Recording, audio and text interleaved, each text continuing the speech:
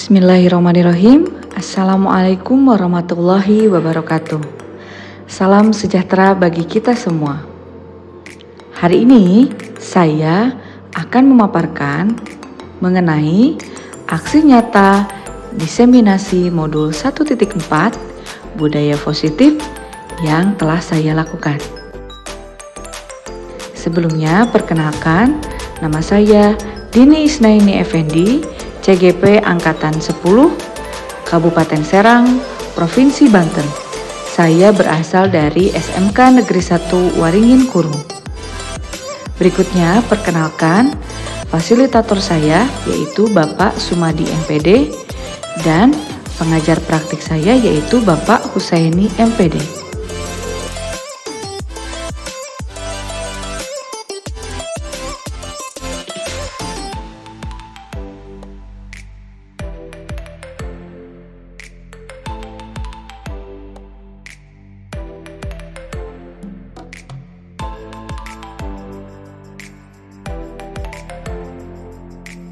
Sebelum itu, saya akan menyampaikan rancangan tindakan untuk aksi nyata diseminasi modul 1.4 budaya positif yang telah saya susun.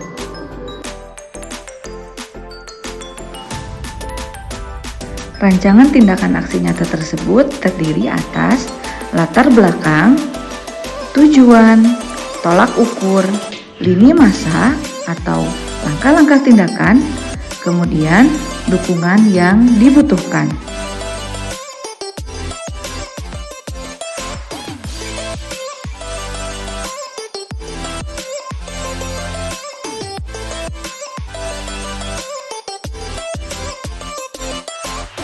Yang pertama adalah latar belakang tindakan. Penerapan budaya positif di sekolah merupakan salah satu upaya untuk peningkatan kualitas pendidikan nasional. Penerapan budaya positif ini tidak bisa dilakukan tanpa dukungan dari semua elemen yang ada di sekolah. Dengan penerapan budaya positif ini, diharapkan dapat mewujudkan visi sekolah dan membentuk karakter murid dalam mengimplementasikan nilai-nilai profil pelajar Pancasila.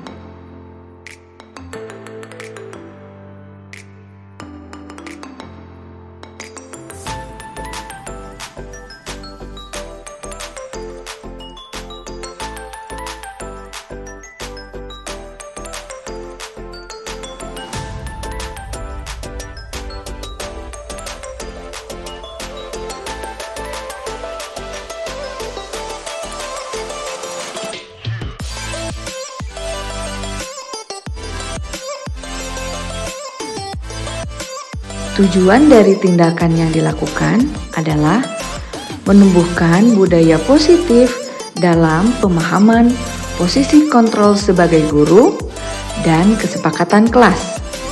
Kemudian, mengembangkan nilai-nilai profil pelajar Pancasila pada diri murid dalam kegiatan pembelajaran. Yang terakhir, melakukan kegiatan pembiasaan bagi murid untuk mengimplementasikan nilai-nilai profil pelajar Pancasila.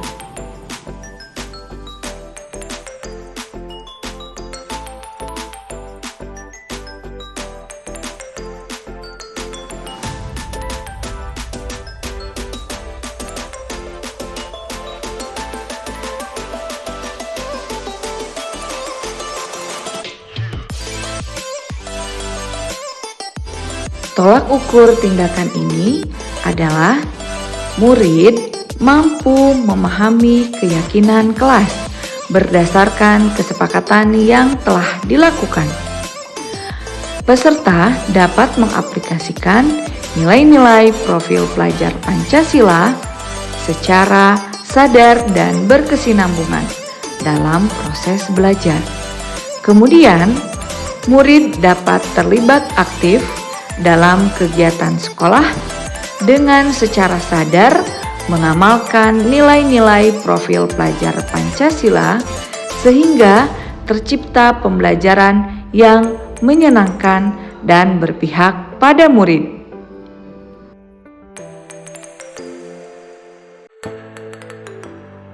Lini masa atau langkah-langkah tindakan yaitu yang pertama, sosialisasi kepada warga sekolah terkait dengan disiplin positif. Kemudian, posisi kontrol sebagai seorang guru dan profil pelajar Pancasila serta praktik segitiga restitusi sebagai dampak dari pelanggaran kesepakatan kelas. Yang kedua adalah guru menerapkan posisi kontrol sebagai seorang manajer dengan menerapkan segitiga restitusi pada pelanggaran peserta didik. Kemudian yang ketiga adalah guru memahami tentang pengertian dan pentingnya memilih posisi kontrol sebagai seorang guru serta mampu menerapkan segitiga restitusi. Yang keempat adalah guru mendampingi rekan sejawat melaksanakan praktik segitiga restitusi dengan menggunakan posisi kontrol sebagai manajer kepada peserta didik. Kemudian selanjutnya memastikan bahwa peserta didik telah memahami keyakinan kelas yang telah disepakati dari awal. Yang kelima adalah mendokumentasikan kegiatan praktik segitiga restitusi yang telah dilakukan oleh rekan sejawat kepada peserta didik.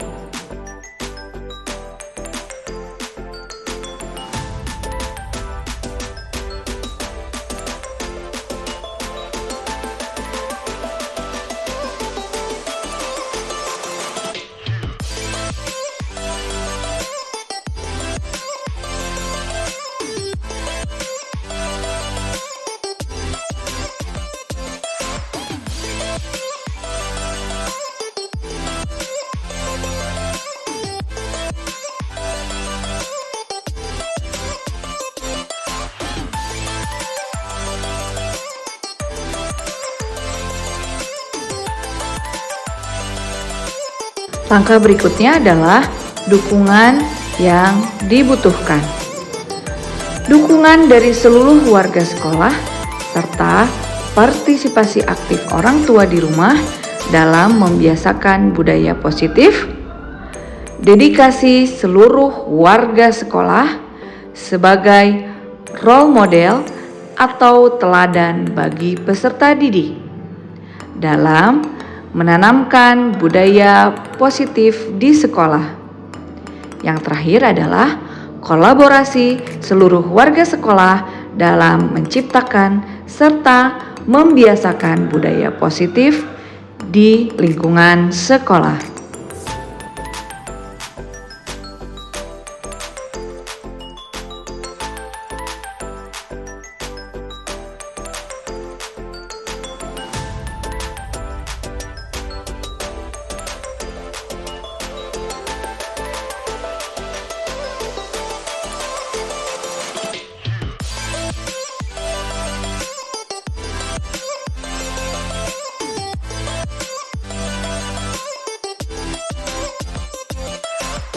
Berikut ini merupakan video kegiatan diseminasi di sekolah mengenai pemahaman dan pengalaman budaya positif yang telah saya lakukan.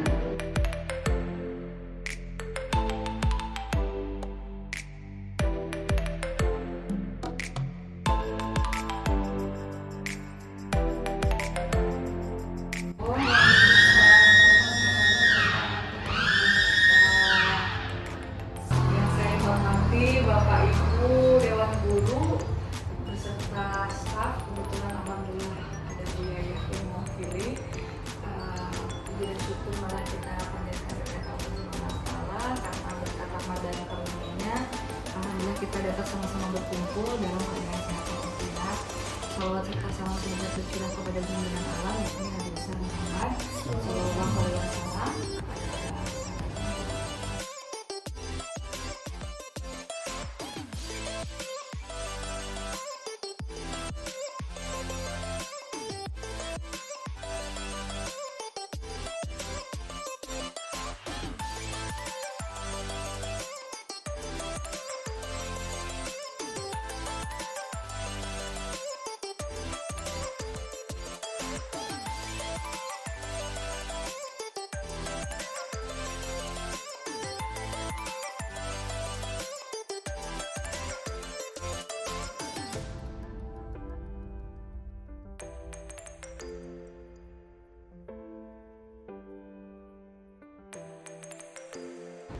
agenda hari ini sebetulnya ada dua Bapak Ibu. Yang pertama masih berkaitan dengan modul 1.3,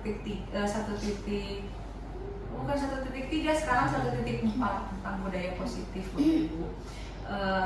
Ini ada beberapa hal mungkin yang nanti akan saya dengan Pak Andi bagikan atau kita sama-sama sharing gitu ya, untuk di modul 1.4 ini berkaitan dengan budaya positif. Yang berikutnya, agenda yang kedua itu lanjutan yang kemarin berkaitan dengan pembentukan komunitas ya, praktisi belajar yang untuk nanti di PMM ya.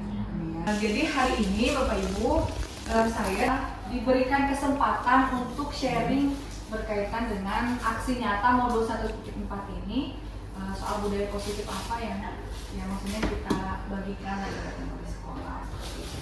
Nah Bapak Ibu, di modul 1.4 ini judulnya itu kan budaya positif.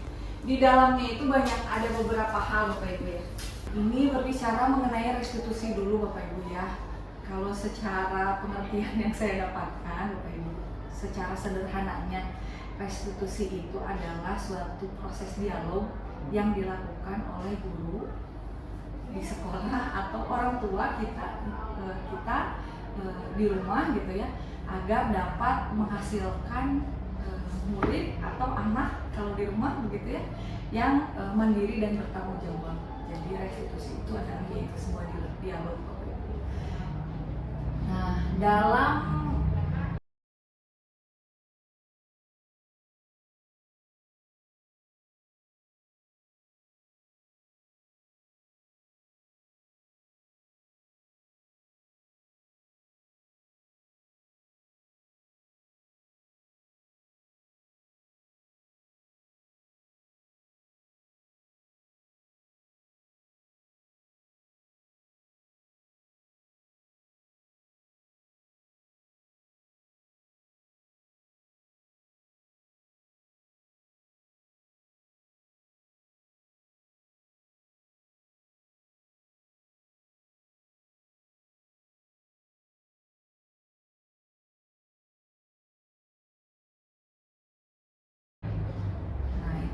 dalam budaya positif di modul 1.4 ini ada beberapa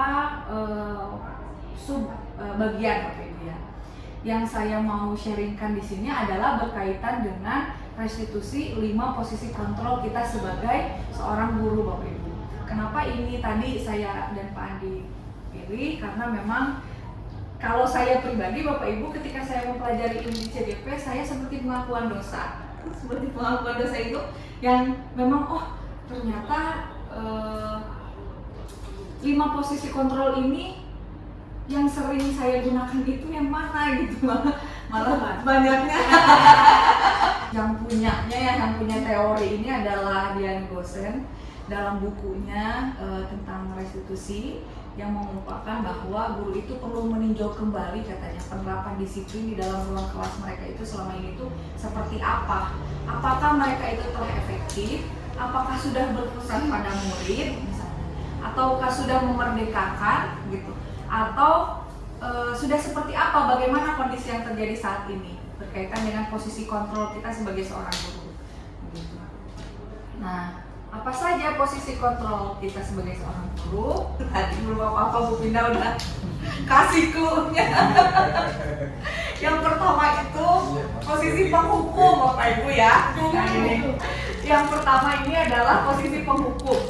Yang kedua adalah posisi pembuat rasa bersalah. Yang ketiga posisi sebagai teman. Yang keempat posisi sebagai pemantau. Yang kelima posisi sebagai manajer. Nah, sebelum ke sana saya mau ngajak Bapak Ibu dulu untuk ini yang dari tayangan ini saya menjadi tadi itu saya pengakuan dosa nih. Oh, saya kayak gini ya gitu kan. Kita coba sama-sama lihat ya Bapak Ibu ya.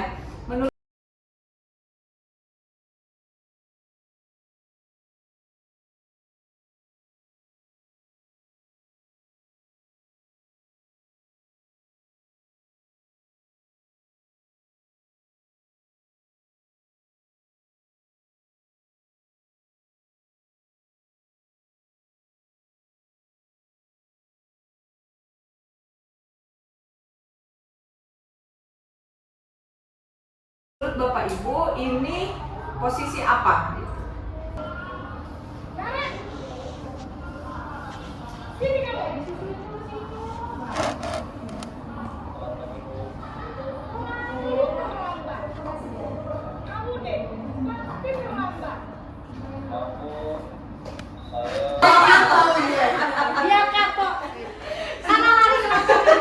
Baik, Bapak Ibu kita sambil sama-sama melihat ya Bapak Ibu. Nah ini posisi menghukum itu identik dengan satu, nada suaranya tinggi.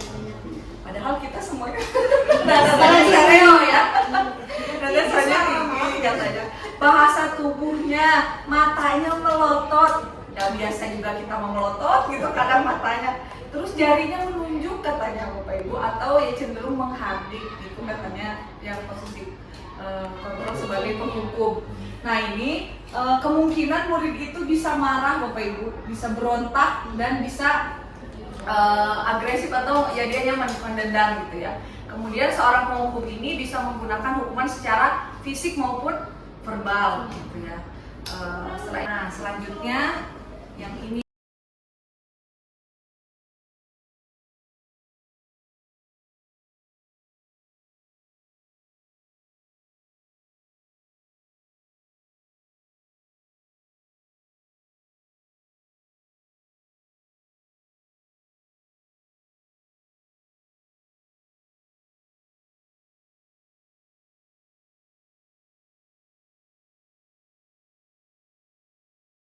Bapak Ibu. Kita lihat perbedaannya ya Bapak Ibu ya.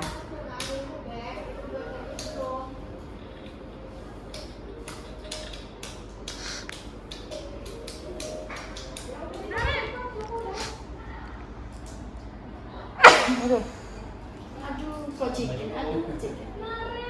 Naren, kamu kenapa terlambat lagi, nak? Ya Tuhan, Naren, kamu senang ya bikin ibu susah ya? Kalau kamu terlambat lagi ya, nanti ibu yang ditegur bapak kepala sekolah, nak. Si sangka ibu tidak bisa membina kamu. Duh, gimana ini? Serba salah. Duh, Gusti Naren, kamu susah ya kalau ibu tegur bapak kepala sekolah. Kenapa ini ibu absen? Ini kamu sudah sering terlambat loh. Ini harus apa coba? Ya sudah, lain kali jangan bikin ibu susah lagi ya nak ya. Kamu tidak akan kuat lagi kalau kamu begini terus. Bisa jantungan kalau ibu ditegur bapak kepala sekolah. Sana cepat, bos. Maaf ya Bu, maaf sekali. Nah ini posisi apa Bapak Ibu? Pengaduan apa? Bersalah. Salah. Ya posisi betul.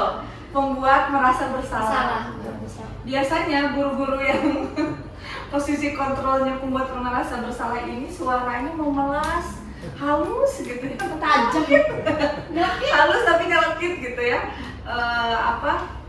Ya dia lebih nampak pada siswa gitu ya, lebih lesu gitu ya, tapi ya tadi ada beberapa penekanan gitu ya yang menjadi perhatian pada posisi pembuat merasa bersalah ini. Nah biasanya murid akan dibuat merasa bersalah, tadi seperti ada statement atau kata-kata Maaf. kalau kayak gini nanti ibu kamu nggak kasihan sama ibu nanti disangkanya tidak bisa membina gitu. Kenapa? Kamu senang ya kalau saya dimarahi bapak gitu misalnya. Aduh beberapa kali juga saya pernah dimarahi bapak. Saya juga pernah. Karena Nangani anak baju malas terutama. karena kadang-kadang itu jadi kata pamungkas gitu ya untuk bawa-bawa nama caption dan lain Iya, sebagainya itu gitu biasa ya. kalau udah penghukuman nggak mempan kayak gitu. Nah iya betul. Itu Bapak Ibu. Nah biasanya Bapak Ibu kadang-kala sikap seperti ini tuh lebih berbahaya dari sikap penghukum. Karena jadi si anak itu kan dia cenderung tidak bisa mengungkapkan kan, Iya. gitu. Karena dibuat merasa ya dia posisinya bersalah, banyaknya jadi lebih dipendam seperti itu. Nah ini yang berikutnya.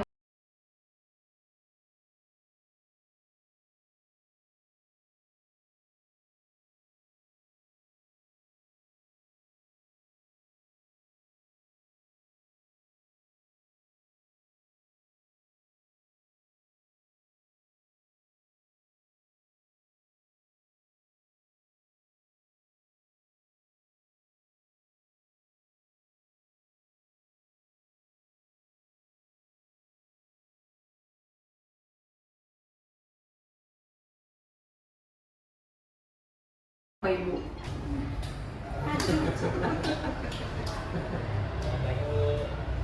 Wah, sudah jam berapa ini, Nak? Selamat lagi ya, Kayaknya sayang. kena tepak. Iya bu, habis ibu saya lupa bangunkan saya bu. Kamu malah menyalahkan ibu kamu. Kamu bukannya anak yang larinya paling kencang. Kok terlambat sih? Iya bu, saya memang terlambat bangun tadi. Jadi biar saya lari kencang, kita gak kejar bu. Ya sudah sana. Nanti lain kali larinya lebih kencang lagi ya. Biar gak terlambat lagi. Bikin seneng ibu. Demi ibu. Bisa kan? Demi Ibu. Demi ibu. Ya sudah sana ke sekolah. Ibu beresin urusan absen kamu. Kamu ini ada-ada saja. Saya dari kolen panas. Ini posisi sebagai apa Bapak Ibu? Posisi sebagai apa Bapak Ibu ini? Yang ketiga ya, Yang ketiga. Tuh, sebagai teman. Nah, ini Bapak Ibu, posisi yang ketiga itu memang posisi kontrol kita sebagai seorang gurunya itu sebagai teman gitu ya. Biasanya nada suaranya dia ramah, akrab, sering bercanda gitu ya. Bahasa tubuhnya merapat kepada siswa, matanya terus senyum, jenaka dan lain sebagainya. Nah, guru pada posisi ini tidak akan menyakiti hati murid ya. Namun akan tetap berupaya mengontrol supaya ia melalui persuasi atau ajakannya. Posisi teman pada guru ini bisa negatif atau bisa positif. Karena mungkin Bapak Ibu juga pernah ada yang mengalami beberapa siswa ada yang, duh kenapa ya nih anak tuh ke saya tuh gak ada takut-takutnya misalnya. Atau kelihatannya tuh jadi lebih berani misalnya gitu. Karena ya dia merasa dengan temannya gitu. Jadi akhirnya ya kecenderungan dia untuk lebih berani ke kita, ibaratnya seperti itulah, tidak ada batasan seperti itu yang menjadi kekurangannya. Tapi ya di sisi lain itu bisa memberikan kenyamanan gitu ya, karena posisi kita sebagai teman. Ini posisi yang keempat Bapak Ibu sekarang.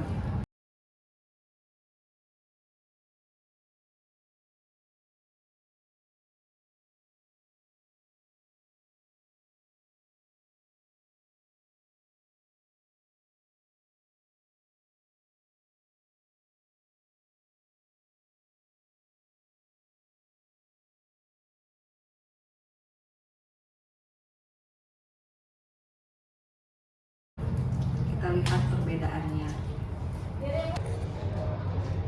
Nah,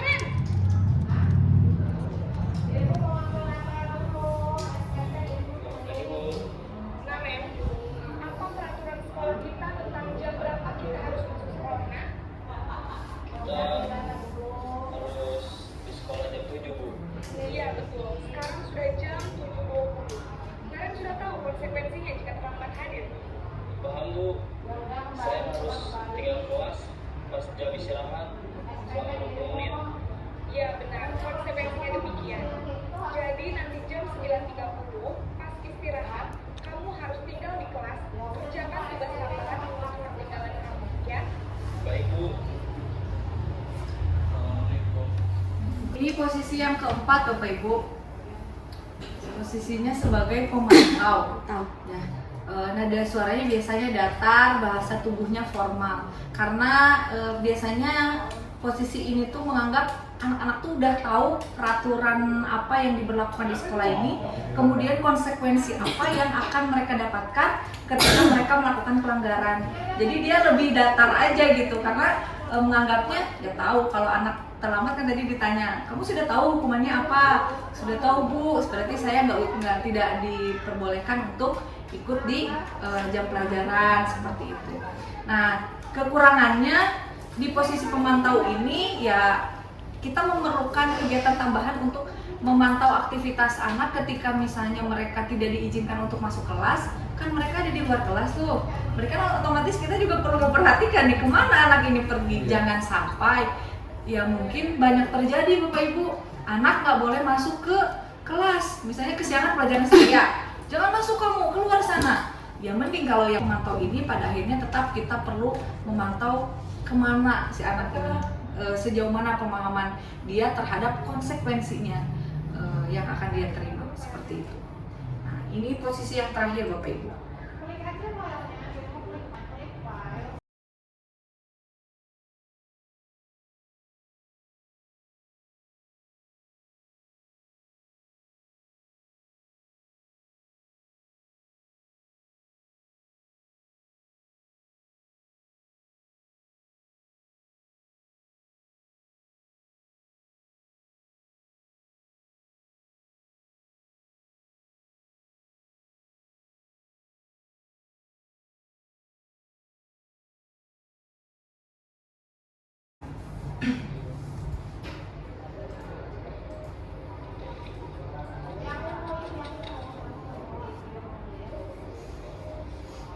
Naren,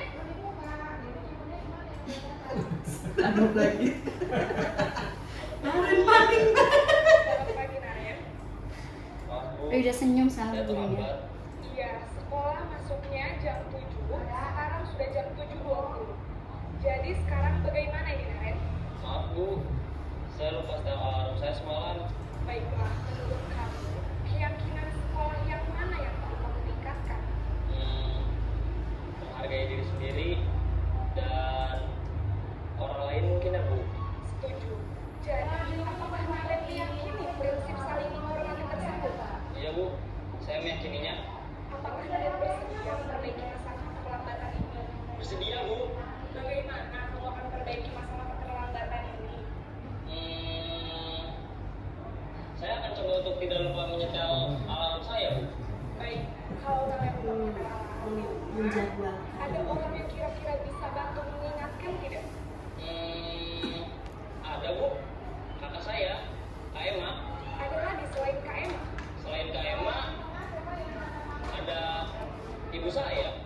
Baik, jadi yang mengingatkan Naren adalah Kak Emma dan ibu kamu ya? Kira-kira akan mulai start alarm kapan nih Naren?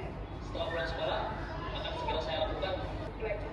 Baik Bu, terima kasih. Nah, ini posisi yang terakhir Bapak Ibu. Nah, posisinya sebagai manajer Bapak Ibu ya. Nada suaranya biasanya ramah, akrab, dan ya ada bercandanya, bahasa tubuhnya merapat pada murid, matanya tersenyum dan jenaka. Nah, posisi manajer ini adalah posisi di mana guru berbuat sesuatu bersama dengan murid, kemudian mempersilahkan murid mempertanggungjawabkan perilakunya dan mendukung murid agar dapat menentukan solusi atas permasalahannya. Jadi diajak dulu dia untuk berpikir keyakinan tentang aturan mana yang dia anggar tadi, gitu ya. Kemudian setelah itu bersama-sama mencari alasannya apa, kenapa tadi, gara-gara apa, gara-gara alarmnya katanya ya Bapak Ibu ya. Kemudian setelah tahu alarmnya lupa katanya nggak dinyalakan, di posisi manajer ini kita itu hanya membantu memberikan pertanyaan-pertanyaan stimulus saja Bapak Ibu gitu. Yang pasti solusinya, jawabannya ada di siswa gitu. Jadi anaknya yang harus bisa menjabarkan apa saja yang harus dia lakukan setelahnya. Ya kita hanya memberikan pertanyaan-pertanyaan stimulus saja hingga pada akhirnya dia bisa menyebutkan solusinya apa. Tadi solusinya adalah dia akan memasang alarm, kemudian minta tolong sama bibinya katanya yang di rumah, seperti itu. Nah Bapak Ibu,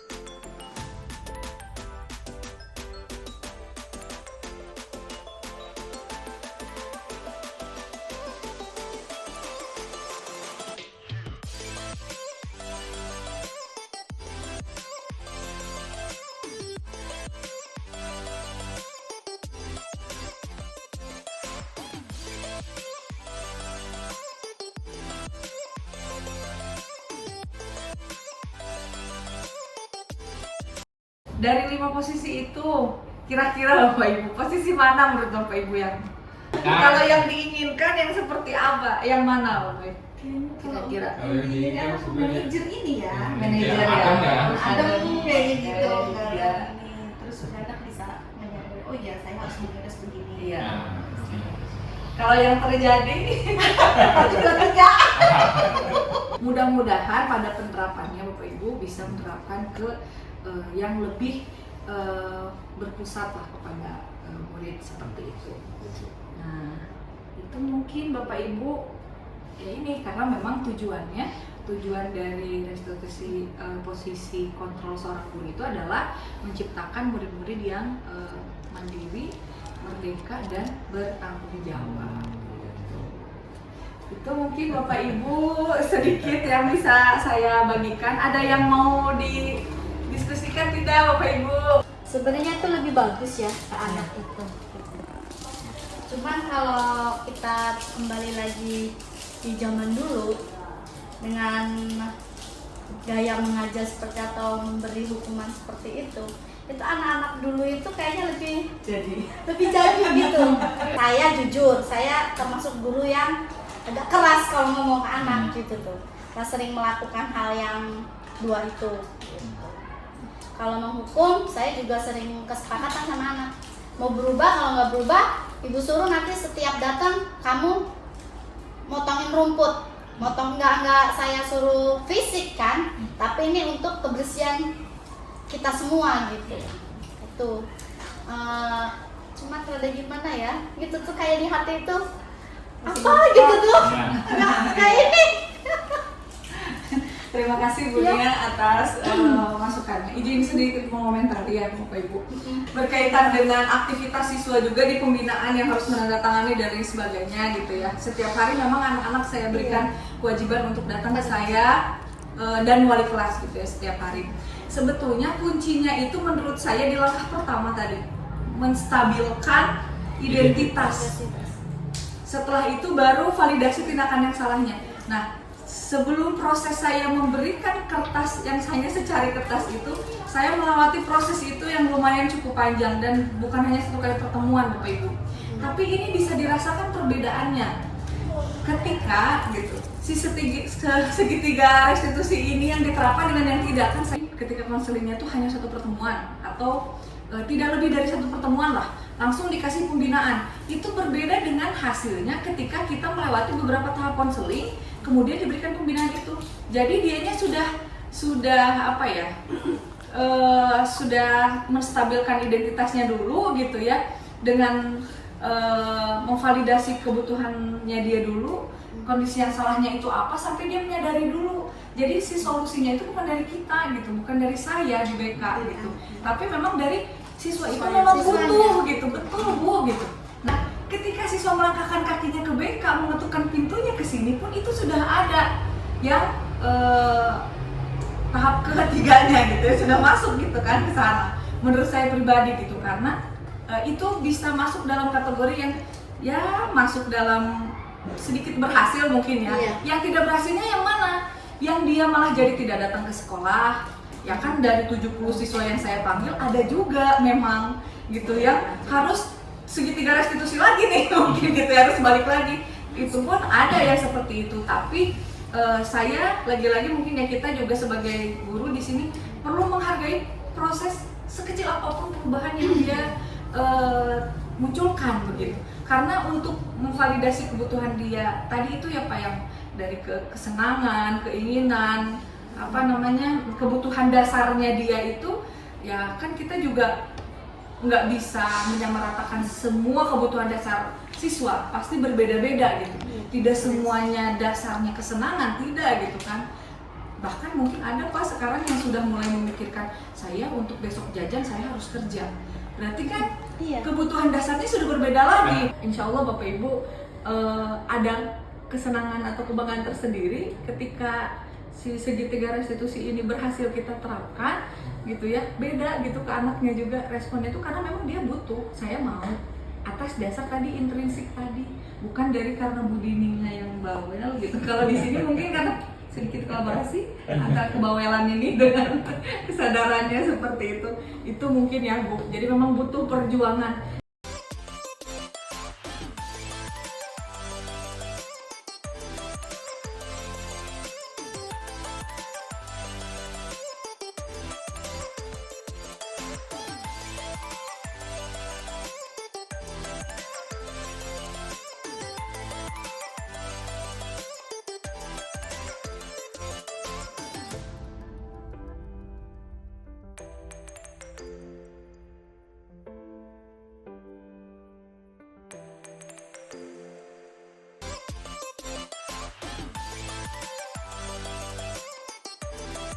Berikut merupakan kegiatan diseminasi aksi nyata disiplin positif yang telah saya laksanakan di sekolah.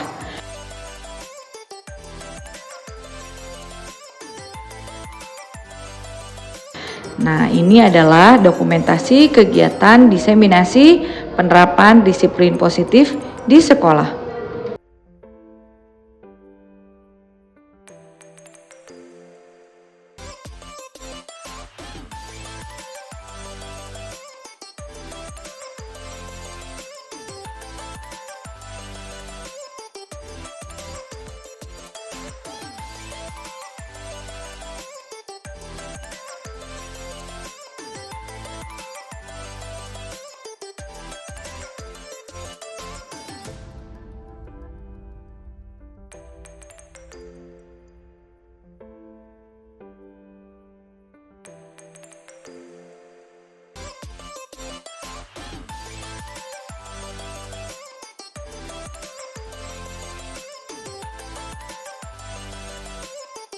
Setelah melakukan kegiatan diseminasi disiplin positif, saya melakukan pendampingan kegiatan praktik segitiga restitusi yang telah dilakukan oleh rekan sejawat terhadap peserta didik menggunakan posisi kontrol sebagai seorang pemantau.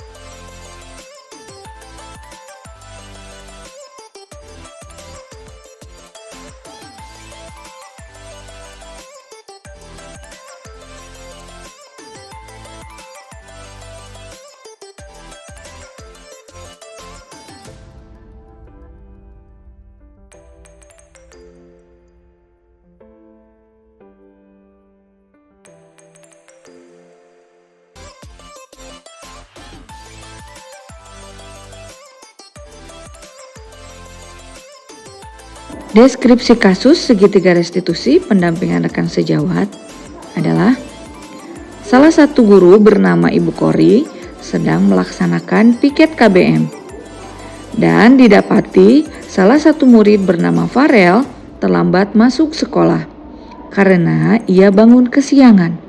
Alasannya murid tersebut kesiangan karena semalaman begadang main game online di handphone. Ibu Kori melakukan praktik segitiga restitusi dengan cara menggunakan posisi guru sebagai manajer.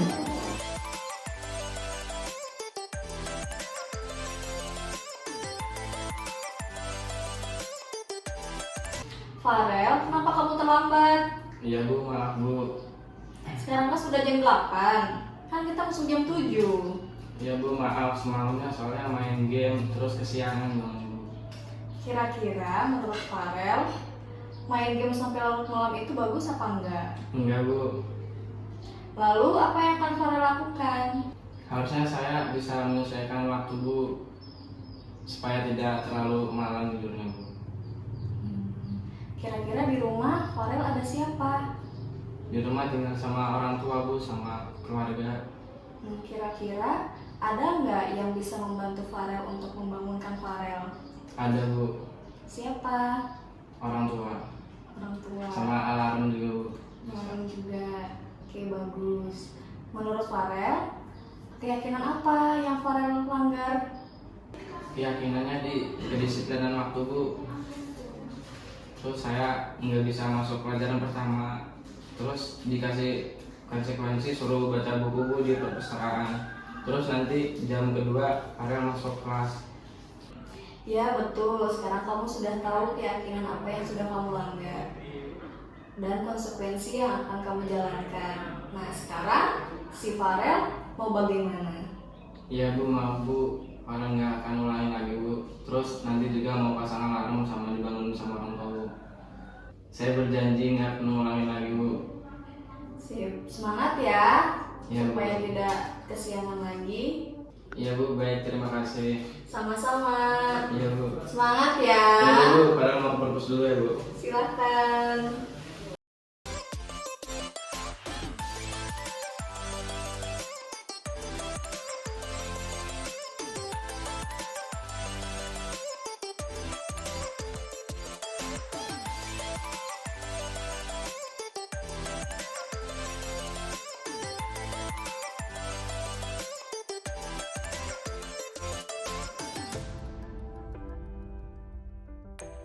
Sebagai seorang guru BK, saya juga menerapkan posisi kontrol sebagai manajer pada pemberian layanan BK. Salah satunya adalah pada program pembinaan khusus. Kemudian, pada pemberian layanan bimbingan klasikal serta pada pemberian layanan kolaborasi dengan orang tua. Penerapan posisi kontrol sebagai manajer yang diterapkan dalam pemberian layanan bimbingan dan konseling dan menyelesaikan pelanggaran keyakinan kelas menggunakan segitiga restitusi. Serta saya juga berkolaborasi dengan orang tua untuk menyampaikan tentang keyakinan kelas yang telah disepakati.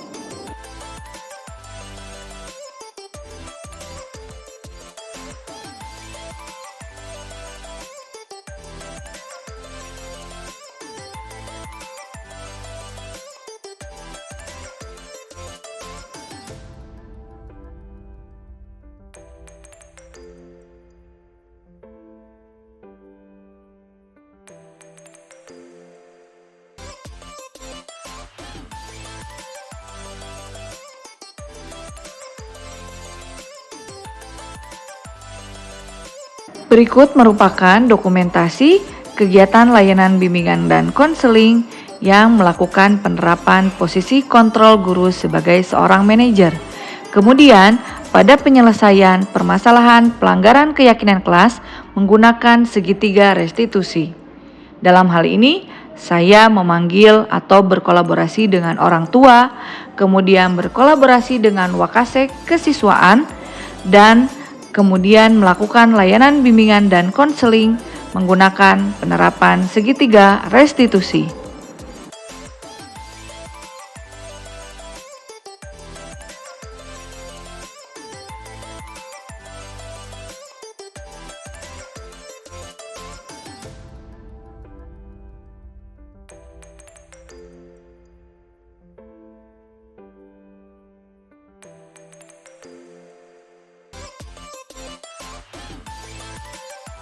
Kolaborasi dengan beberapa pihak terkait penting untuk dilakukan. Salah satunya kolaborasi dengan wakasek kesiswaan dan kolaborasi dengan orang tua mengenai keyakinan kelas yang telah disepakati. Keyakinan kelas tersebut berisi tentang nilai-nilai kebajikan yang harus dilakukan oleh murid.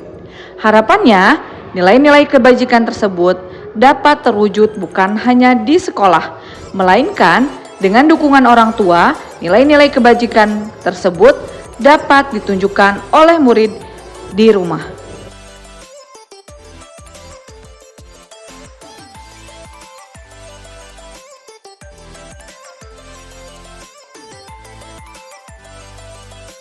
Saya juga melakukan sharing praktik baik berkaitan dengan disiplin positif mengenai 5 kontrol guru dalam kegiatan pendampingan PPG Prajabatan BK Untirta yang dalam hal ini posisi saya sebagai guru pamong.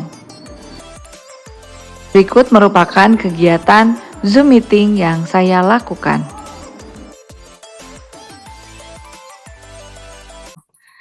Yang pertama itu adalah posisi penghukum, Bapak Ibu.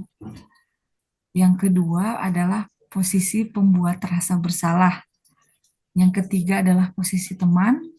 Yang keempat adalah posisi pemantau. Yang terakhir adalah posisi manajer. Karena sekarang Bapak Ibu sudah memasuki tahap-tahap akhir perkuliahan PPG Prajab ini, dan Bapak Ibu saya pastikan nantinya akan siap untuk terjun ke lapangan mengabdikan dirinya gitu ya. Sebagai guru BK saya rasa ini penting untuk kita pahami, bukan hanya sebagai guru BK saja tapi sebagai guru, sebagai profesi kita sebagai guru gitu. Nah, posisi-posisi ini yang menarik Bapak Ibu. Kalau membaca poin-poin ini yang kegambar sama Bapak Ibu seperti apa? Posisi penghukum menurut Bapak Ibu yang gimana? Yang belum bersuara, menurut Bapak Ibu yang kira-kira nih, posisi kontrol gurunya itu sebagai penghukum, itu yang seperti apa kira-kira Bapak Ibu?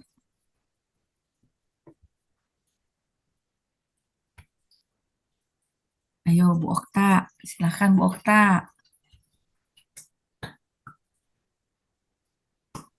Ya Bu, izin menjawab ya Bu ya. Ya, Posisi kontrol guru sebagai penghukum. Mungkin maksudnya di sini seperti misalnya ya Bu ya, kayak misalkan terlambat gitu, langsung dihukum. Terus kalau misalkan di kelas tidak memperhatikan, langsung dihukum tanpa adanya kayak pemberitahuan atau dikasih tahu terlebih dahulu Bu. Kayak misalkan nggak boleh ngobrol ya gitu, itu langsung dihukum. Gitu nggak sih Bu? pernah melihat kondisi posisi ini nggak di sekolah, Bu? Ketika PPL kemarin khususnya.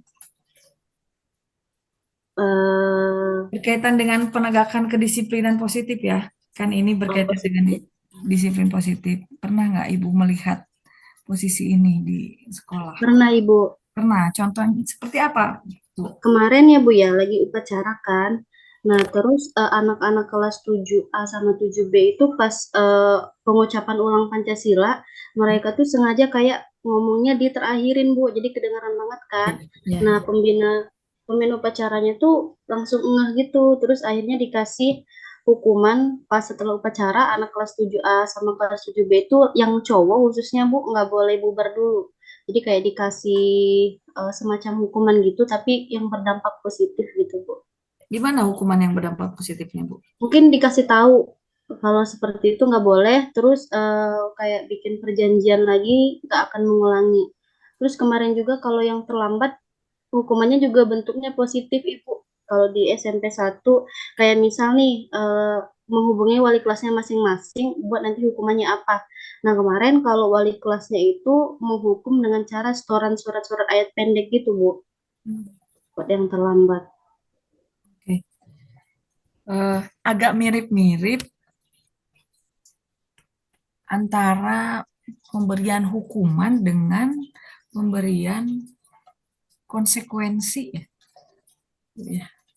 Jadi kalau di disiplin positif itu ada istilah menghukum, ada istilah konsekuensi. Kalau kalau namanya hukuman ya biasanya efeknya atau imbasnya ke siswanya itu malah sepertinya gitu ya biasanya kurang kurang baik gitu. Kalau pemilihan pemilihan konsekuensi yang harus dilakukan oleh siswanya menjadi positif, nah itu jadi berbeda lagi. Jadi kegiatan yang tadi disampaikan Bu Okta itu bagian dari bentuk konsekuensi gitu. Jadi tadi suruh ngapalin ayat-ayat pendek ya Bu Okta ya. Itu bagian dari konsekuensi disiplin positif yang memang sekarang ya apa di beberapa sekolah itu diterapkan, tapi di beberapa sekolah lain mungkin coba saya mau mendengar Bapak Ibu ada nggak pengalaman menghukum? Terima kasih ya Ibu siapa tadi? Bu Okta, terima kasih atas sharing pengalamannya. Silahkan Bapak Ibu yang lain. Jangan kita lanjut deh, jangan posisi penghukum. Pembuat rasa bersalah. Coba ada yang kegambar nggak Bapak Ibu? Pembuat rasa bersalah itu yang seperti gimana?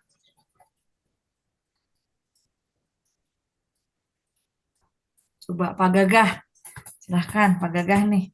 Karena Bapak yang satunya saya nggak lihat-lihat nih dari tadi nih. Bapak Teja nih kemana Bapak Teja nih? Yuk Pak Gagah yuk. Hadir Bu, Ya. pembuat rasa bersalah. Mungkin kalau yang saya bayangkan mungkin itu posisi guru di mana dia itu sering menyalahkan siswa gitu. Misalkan siswa itu ada masalah sering bolos, kalau enggak sering keluar kelas atau apa. Tapi kita si guru itu malah menyalahkan terus gitu, apa mencari tahu apa sih alasannya gitu. Mungkin itu Bu. Pernah menemukan secara langsung di sekolah? Kalau menemukan hmm, kurang tahu sih Bu. Kayaknya kalau saya sendiri belum pernah lihat gitu. Buat kasus seperti mungkin kalau teman-teman yang lain mungkin udah pernah. Kalau saya sih belum Bu. Berarti Karena kalau biasanya Gimana? Kalau kita guru-guru yang menyalahkan itu mungkin udah tahu nih kenapa sih dasarnya, apa sih alasannya gitu. Kalau misalkan yang tanpa alasan, saya kurang tahu Bu, ada atau enggak. Oke. Jadi Pak Gagah memandang eh, dari permasalahan yang salahnya ya, langsung disalahkan begitu ya, Pak Gagah ya. Iya Bu, iya Bu. Ya, biasanya dia lagi belajar di kelas, tiba-tiba dia tidur misalnya. Posisinya tuh langsung disalahkan gitu. Nih, kamu tuh tidur tuh salah gitu ya. Gitu Pak Gagah arahnya. Ada kacamata lain nggak dari Bapak Ibu? Terima kasih Pak Gagah atas jawabannya. Pembuat rasa bersalah. Ingat nih Bu, kalimatnya pembuat rasa bersalah. Jadi membuat bahwa si siswa itu merasa saya itu ada di posisi yang aduh saya bersalah nih gitu telah melakukan ini gitu.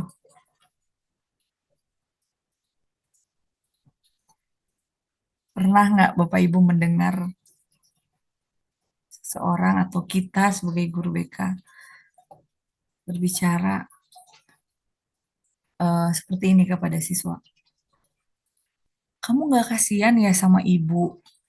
Ibu tuh dari tadi lari-lari ngejar kamu, misalnya. Kamunya kabur gara-gara apa? Kamu terlambat, kamu kabur lari-lari. Kamu nggak kasihan ke ibu? Atau misalnya, kamu pelajaran ibu malah main bola. Kamu nggak kasihan gimana kalau ibu dimarahin sama Kepsek? Kalimat-kalimat seperti itu kira-kira masuk tidak dalam kategori pembuat rasa bersalah Bapak Ibu?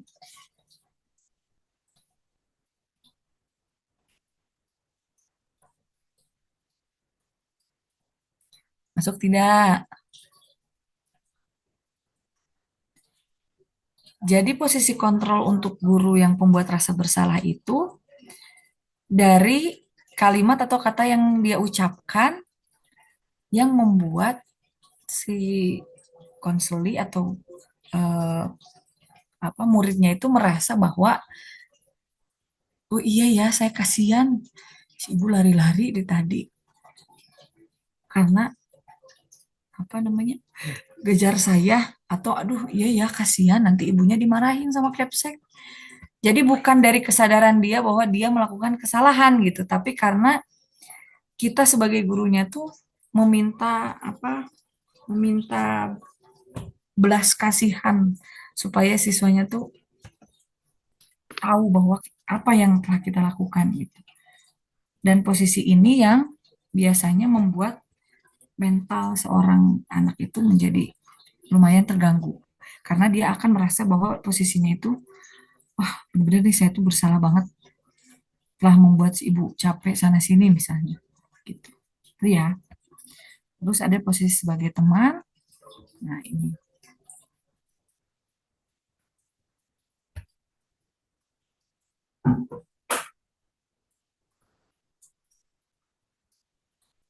nah ini Bapak Ibu berkaitan dengan 5 posisi kontrol tadi. Jadi untuk penghukum itu seorang penghukum bisa menggunakan hukuman fisik maupun secara verbal.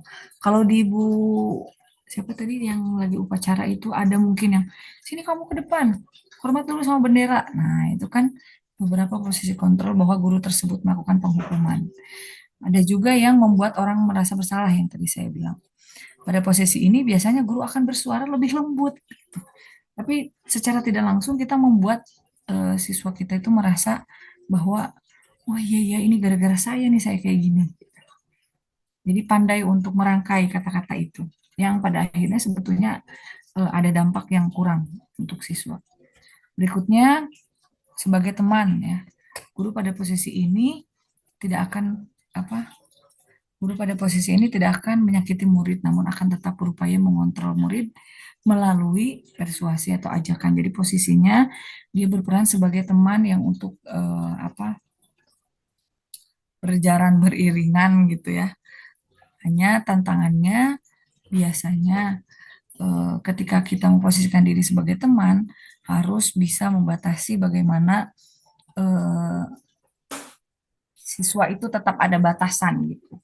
Karena khawatirnya malah jadinya nanti dianya mohon maaf keenakan atau ngerasa menggampangin, ya udahlah tenang aja, udah Budi ini mah baik misalnya, udah Budi ini mah tenang, chill anaknya gitu. Jadi kalau melakukan pelanggaran apapun juga nanti akan tetap diberikan pemakluman gitu. Ada yang seperti itu.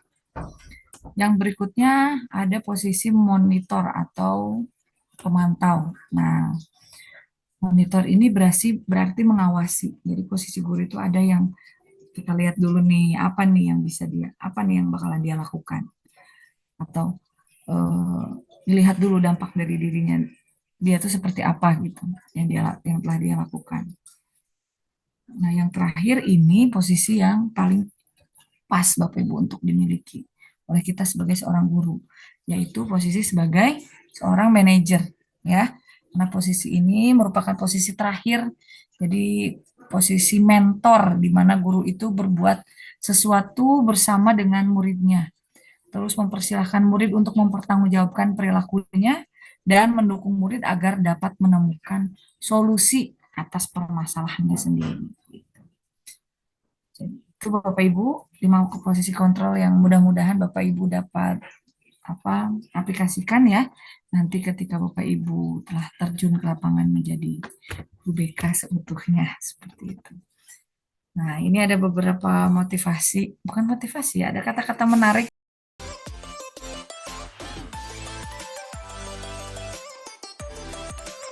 Berikut merupakan dokumentasi sharing praktik baik yang telah saya lakukan berkaitan dengan posisi kontrol sebagai seorang guru dan segitiga restitusi.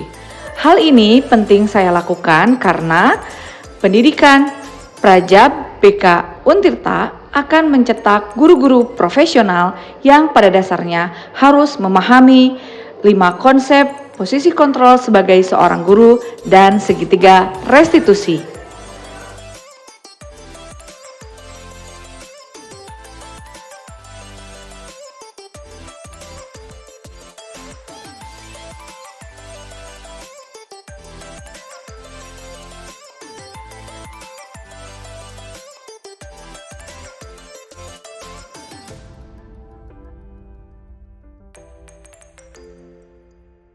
Berikut merupakan aksi nyata diseminasi modul 1.4 budaya positif yang telah saya lakukan.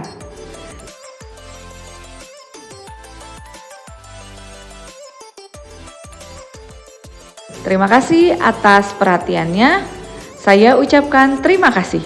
Salam guru penggerak, tergerak, bergerak, dan menggerakkan. Assalamualaikum warahmatullahi wabarakatuh.